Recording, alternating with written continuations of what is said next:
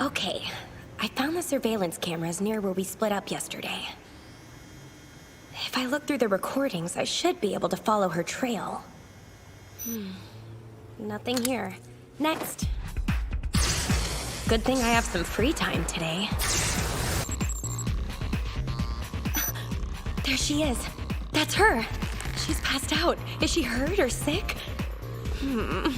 Hello everybody, Outtakes here. I'm back at it again to give y'all another very exciting episode review over a certain scientific railgun tea, and this time I'm going to be reviewing episode 4 called Tampering. And if you haven't already watched my episode 3 review over a certain scientific railgun tea, you can go ahead and click that card in the corner, check that video out, and then bounce back over to this one because oh my freaking goodness, this episode as a whole, oh shoot! So I've been waiting for this for a long time. You know, those first 3 episodes of this series was sort of kind of your introduction. You're kind of reintroducing all your different characters, kind of setting the scene, setting up the whole Daihatsu festival, kind of, you know, getting the lowdown of all the different characters and reintroducing all of them, and, you know, trying to see what angle and motives everybody is basically portraying in this season, though.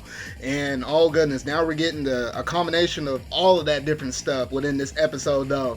And my gosh, my golly, Shokuho is finally making her move, because at the very tail ending of that episode 3, I definitely could tell some drama or some craziness was about to happen, though. But I didn't think they're just gonna drop it all up in this episode, though. But I'm finally glad that they're finally able to get this plot going. And man, oh man, if I could have showed my reactions during that episode, man, that was truly something, though. But oh man, I'm just ready to tear up into this mess, though. So without any further ado, let's go ahead and dive straight up into this episode review of a certain scientific railgun tea.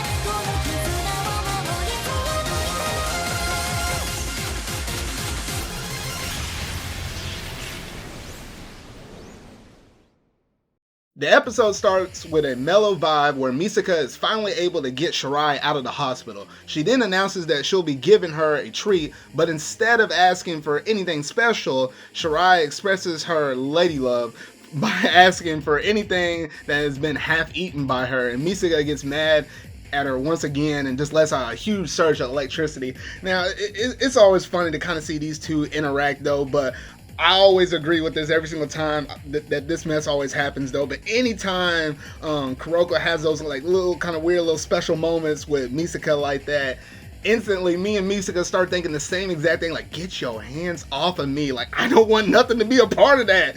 And oh goodness, it's always funny to kind of see her react like this, though. But man, that little thing just never gets old, though. Later, Uriharu and Saten decide to investigate the grounds of the sport festival, where in the previous episode, many of the experts gathered in that stadium to compete in. So Saten goes all the way to the stadium, while Uriharu stays in touch with her through the phone. Unexpectedly, someone seemingly attacks Saten, and Misaka and Kuroko head to her location to rescue her, only to discover that it was the academy guards who had stopped her from investigating the grounds. The guards explained to them that even in the past, several people have decided to try and steal the DNA of espers from the ground, so they are overly cautious about this. Now, originally, before they even left to go even try to save Saten, they were all up within the office where Uriharu works at or whatever, though. And originally, you know, Kuroko was over there sort of kind of listening to the conversation that Uriharu had, and she's like, do my ears deceive me? Like, are y'all up to no good? Because we know Saten's basically sort of kind of like, she's a troublemaker without intentionally trying to be a troublemaker, because she always tries to go around with all these different rumors or whatever, though. And she was in the hunt for finding the shadow metal, and obviously she got Uriharu to kind of work with her on this, though. And as long as Saten is behind the scenes on this stuff, yeah, you know, whatever the situation may be is not ever gonna wind up turning out good. So by the time they got down there and they tried to rescue her or something like that, Misaka just flat out just started using her esper powers just out on the men, right before Kuroko tried to warn her and say, hey, Misaka, you need to calm down. Like, let's assess the situation first before we go all out on these people, though. But Misaka wasn't going to hear this mess, because she saw Saten on the ground, you know, with her arm tied behind her back and whatnot though. And you know, eventually, you know, at the end of the day, you know what, they're asking for their forgiveness because yes, these people were just, you know, looking after the place and making sure that no shady different kind of people were up in there trying to steal that DNA from Espers, because it happened in the past though. So yeah, leave it up to Misaka always jumping to conclusions real fast, and Satan always putting her nose up into places where it really shouldn't be at though. But that curiosity always somehow manages to kill her. So once the situation was handled, Misaka, Kuroko, and Satan were returning back to go see Uriharu. However, in the meantime, Uriharu was digging even further and deeper to find that one site that Satan managed to find earlier that talked about that shadow metal, which somehow miraculously disappeared, because originally Satan found that website, and that's how her curiosity kind of got piqued with the shadow metal or whatever though. And she came to Uriharu and started talking to her about it, but when Uriharu originally started looking for this mess, she could not find that stuff anywhere online. And she was like, well, you know what? It sort of kind of looks like someone just kind of plastered up a whole bunch of different other nonsense stuff that kind of, you know, leads some other people away from the trail. So it's like, what if I sort of kind of put this into the system and do these little tweaks here and there, I might be able to trace the source back and find that original article that managed to disappear that Satan actually saw. And she did manage to find it and found a little bit more information on that shadow metal though. But miraculously at the same time, you got to see that one dude and say, oh, you know what, or the website got hacked or whatever though, and someone's basically looking at your information, and this dude was like, oh, okay, this person is trying to start to dig into our stuff or whatever though. And you know, and then it was at that moment where the rest of the three managed to walk in at the same time though, and then she was like, oh, you know what, I did a little more digging on it though, but I didn't turn up anything super substantial though, but I did find a nice spot for us to go ahead and watch some fireworks in a low-key area where there shouldn't be a lot of people there, but it should be able to allow us to basically see the fireworks show really well though. So you know what, they all got super excited about that though. And then we just get to see several scenes with, you know, all the girls kind of gathered around during that parade and such, during the fireworks show and everything else like that though. We just got to see the interaction between all the different characters, all the different Tokyo Dai girls. It was kind of funny seeing Misaka over there with a bunch of little kids whenever there was like a big old like Gekida float that was going by down the street though. And then you just got to see Kuroko over there just kind of like sighing like, oh my goodness, like why in the world am I here with her? And then you got to see Satan as well as Uriharu just over there laughing at them or whatever though. And it seemed like, you know, pretty much for the most part they had a really good time during that little festival right then and there though. Now on the next day, Misaka realizes that her clone, who had earlier borrowed one of his clothes, has not returned till now. She frantically starts worrying about her and even makes an attempt to track her. Now this is whenever we get to see that bad Mama Jim aside of Misaka, who's ain't afraid to get her hands dirty or whatnot though, because you know when she put that hat on, you know she's about to go to work and about to dig up whatever evidence and get down to the nitty gritty that she needs to in order to accomplish her goals. Because we've seen this, you know, within like the past 2 seasons of Railgun, and you know when she got that hat on, it's about time to get down to business. So she was zipping around using her powers all throughout the city, and you know once again has that tablet fired up, plugging it into different security camera feeds, and basically kind of backtracking and seeing was there like a certain camera that managed to see exactly, you know, what had happened with that Misaka clone. And then eventually she gets to the point where she manages to track it down to the point where, oh, you know what, there was an ambulance that actually managed to carry her off. And then she was like, all right, now what kind of district is this? And it's like, okay, well if it's underneath this district, then that ambulance right here will have to go to this this ambulance facility or whatever though. So she was basically able to track where that ambulance was to where the base of operations were, where they will dispatch the emergency crew. So when she asked the operators of the ambulance about her, they all act strange and seem to have some skewed up memories about the previous day. And Misaka gets really mad at them and even threatens to attack. But before she could do that, then all the cops arrived and basically forced her to leave. Now it was weird because she arrived there originally, and she told them, say, hey, have you met this girl? I think she might have gotten in an accident or something like that, and I believe y'all the ones that carried her. Who was the ones that was driving? And he was like, oh yeah, I was the one that was driving. And he was like, well, which hospital did you take him to? And then he explained, say, oh well, we took her to that hospital, over there across the street. She ran over there, you know, check the records or whatever to see if she was hospitalized. They said they weren't, so she went back to them and figured out something ain't adding up to the stories, because you can kind of tell that they were sort of kind of telling the truth. Like, they didn't actually know exactly what was going on, but she was just kind of getting frustrated. Like, somebody's not telling the truth, and I'm trying to figure out exactly where it was, and that led her to getting frustrated, even holding the dude up by the collar or whatever, though. And then that's when you got to see all the different police force come back after the one dude say, hey, we need some help.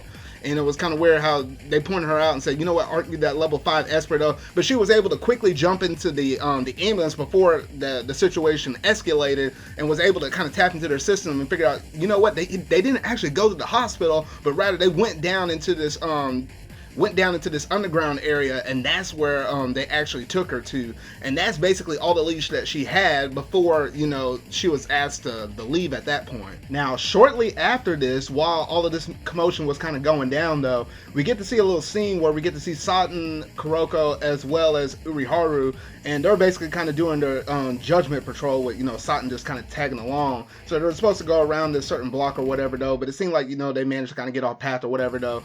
But the major thing was we got to see this dude come out of nowhere and say, you know what, hey, I see you're members of Judgment and everything though, but somebody happened to steal something from me. And, you know, Uriharu was really quick to react and say, oh, you know what, let me go ahead and help you out or whatever though. But then out of nowhere, we get to see the bad Mama Jammer girl herself make her debut and actually go a little bit dark for the first time in this series though, because she walks out of this little alleyway, and all of a sudden you see her whipping out that remote, and then all of a sudden everybody's standing still. They couldn't even move a muscle, and all three of them were running that stuff in their mind like, wait, why in the world can I not move? And this was caused by none other than Shokuho Misaki using her esper powers called Mental Out, and with this basically left them helpless.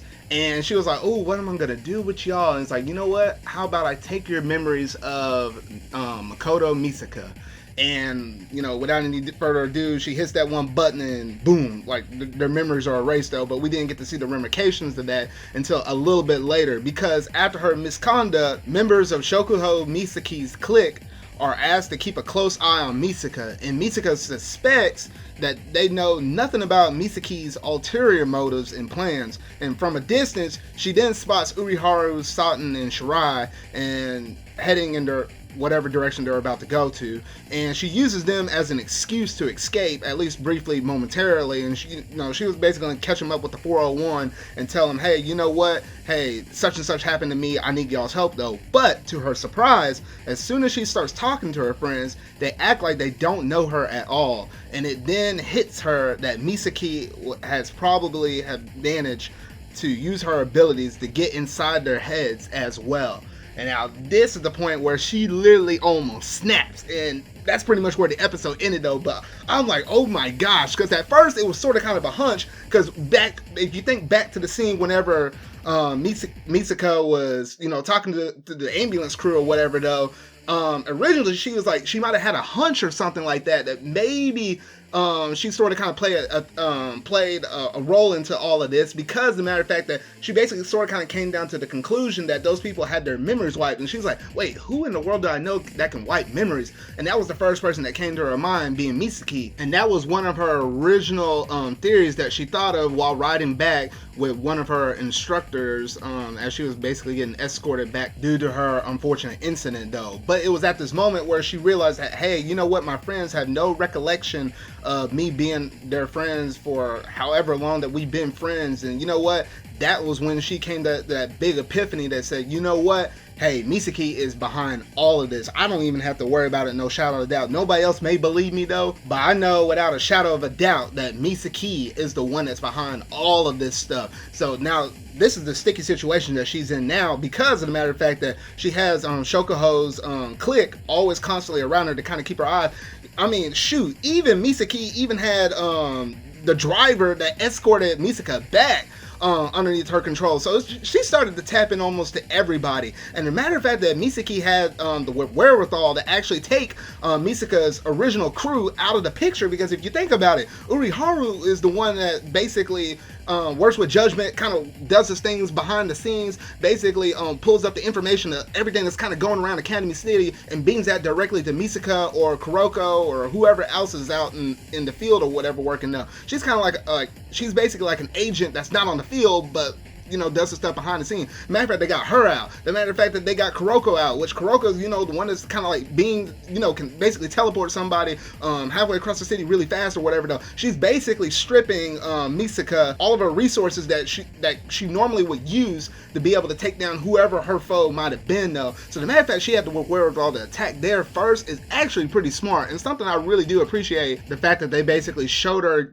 using that to her advantage to basically try to get like a one-up over Misaka, which as it stands now, she's basically the only antagonist we got, at least so far in this season though. So I do appreciate the steps and leaps and bounds that they're making with this character so far, because I knew she was going to be an interesting character though, but the matter of fact she went this far though. Woo-wee! Yeah, we about to get down into the thick of it though, and that's pretty much where the episode ended off though. But overall, I have got to say I really enjoyed this episode though, and this was that plot that I've been craving from the Railgun series for quite some time though. It took a few episodes to basically kind of, establish our foundation within this new season though. But now that we got all the roots established and all the seeds planted though, we're about to reap the reward with whatever this series is about to pop out though. So I'm really looking forward to it though. And basically, now Misaka's in a pretty good bind. So now it's going to seem like she's going to need some outside help, because it doesn't seem like she's going to get it from her original crew now. So I can easily see her working with Kongo, Wanai, or shoot, even Gunha, or even Toma himself, because she's going to need some outside help in order for her to rescue this sister, which is priority kind of number one. And then priority number two is the, set Shokuho, Misaki in line though, because man, she definitely crossed the line within this episode though, but things are about to get real spicy though. But that about does it for this week's episode review over Scientific Railgun T. But let me know down in the comment sections below, what all did you think about this episode? Are you really excited for what's about to come? Are you worried about that Misaka clone sister? And what do you think about Misaki as a whole now, since she finally revealed her true intentions and we started to kind of see her true ulterior motives starting to go into play now though? But I'm really curious as to what episode 5 has in store for us next, in terms of Misaka trying to save her Misaka clone, as well as try to put a stop to Misaki's plans though. But yeah, that about does it for this week's episode review, so make sure to tune in next time for my episode 5 review called Trust. So remember y'all, until whatever video I make next, see y'all. But if you need help or you're in trouble, I'll hear you out. I am a member of Judgment.